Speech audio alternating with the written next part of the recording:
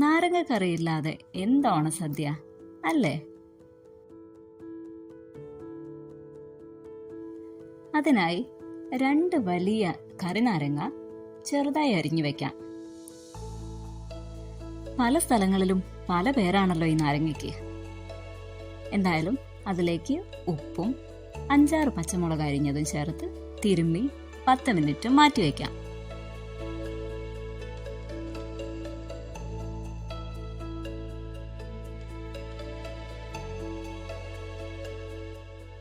ഇനി ഒരു ചീനച്ചട്ടി ചൂടാക്കി 4 ടേബിൾ സ്പൂൺ മുളക് പൊടി ഒന്ന് ചൂടാക്കിയ ശേഷം നാരങ്ങയിലേക്ക് ചേർത്ത് കൊടുക്കാം.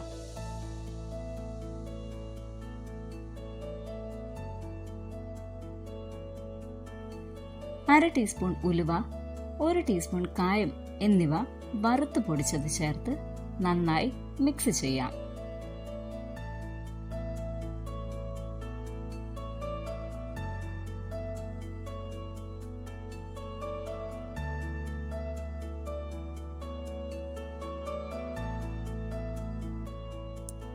വറവിനായി ചീനച്ചട്ടിയിൽ നല്ലെണ്ണ ചൂടാക്കി കടുകിട്ട് പൊട്ടിക്കാം. അല്പം കറിവേപ്പില കൂടെ പൊട്ടിച്ച ശേഷം നാരങ്ങയിലേക്ക് ഒഴിച്ചു കൊടുത്ത് നന്നായി യോജിപ്പിക്കാം.